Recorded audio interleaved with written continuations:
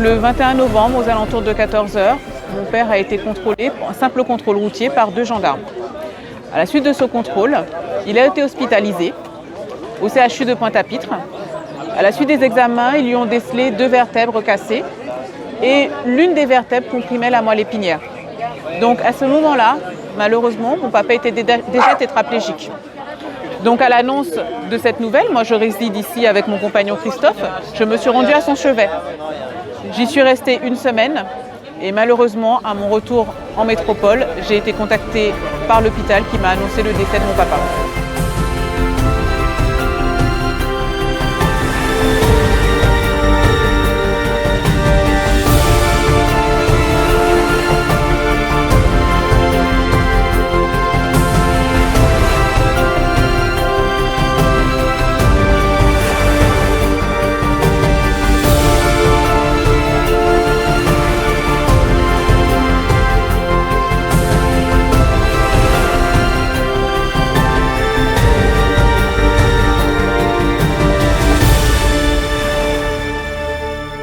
Il s'est retrouvé avec les gendarmes tout simplement lors d'un contrôle routier banal. Donc la ville de Deye est une très petite commune balnéaire d'environ 4000 habitants. Et mon père rentrant chez lui tranquillement pour aller déjeuner, s'est fait contrôler par 2 gendarmes. Des contrôles routiers tout simplement classiques chez nous en Guadeloupe. Lors de ce contrôle, il lui a été fait un test d'alcoolémie qui semblerait-il a été positif.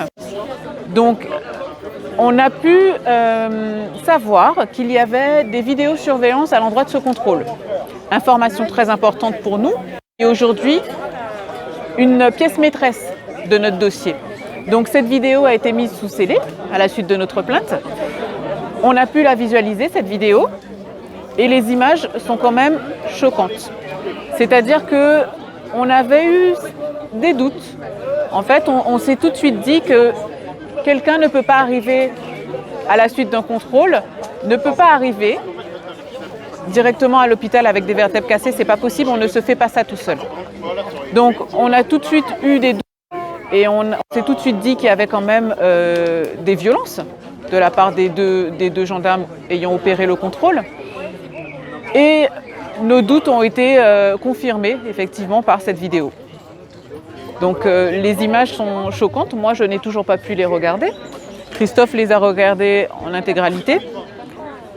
Nos avocats les ont consultées également, ces images, et on voit bien en fait que les gendarmes ont utilisé la force pour sortir mon père de son véhicule. On ne sait pas pour quelle raison. On n'a pas en fait de son sur cette vidéo, mais les images parlent d'elles-mêmes. On voit 2 gendarmes qui font usage de la force, une force disproportionnée, pour sortir un homme de 67 ans de son véhicule. Pourquoi, on ne sait pas. On voit bien sur cette vidéo que la technique n'est pas la bonne. Il y a déjà la technique pour l'extraire du véhicule qui n'est pas la bonne, et il y a aussi le traitement qui vient après cette sortie du véhicule.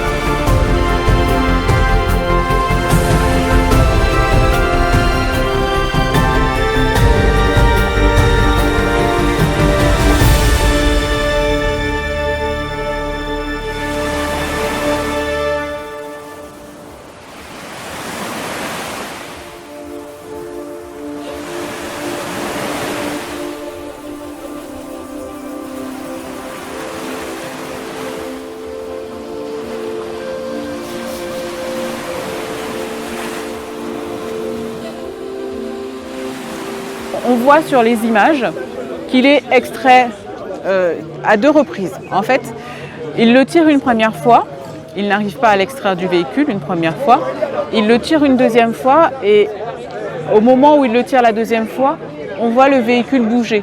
C'est pour vous dire la violence du choc.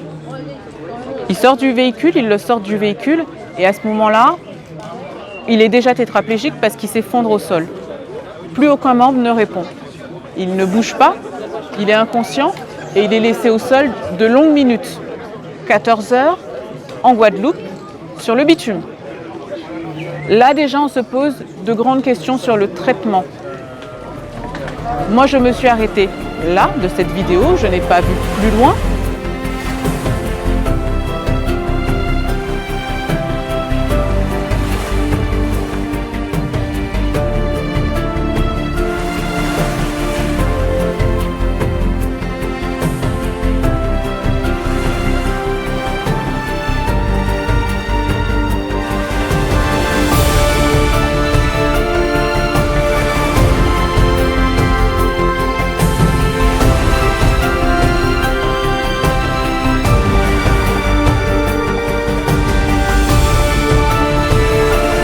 Alors, au niveau de la situation actuellement, on a un collectif d'avocats constitué de 6 avocats qui suivent de près le dossier. C'est vrai qu'on est à distance et que ce n'est pas forcément évident à traiter, mais on a quand même la possibilité à tout moment de consulter ce dossier. Donc la plainte a été déposée le 2 décembre. Depuis le 2 décembre, pas mal de choses ont été faites. On a eu dans un premier temps une autopsie, on a eu des compléments d'autopsie, on a une commission rogatoire qui a été faite. On attend les témoignages et toutes les choses qui ont pu être récoltées entre guillemets par cette commission rogatoire. On en est là aujourd'hui. Donc on attend de savoir ce qu'il advient de ces deux agents de gendarmerie. Nous, la famille, depuis, on a cette attente. On a des vies entre parenthèses parce qu'on n'arrive pas à avancer. On attend que la justice fasse son travail. De notre côté, on fait tout ce qu'on peut. On fait avec nos moyens pour faire avancer les choses, pour que cette histoire ne reste pas dans l'ombre et en fait que ça ne se reproduise surtout pas.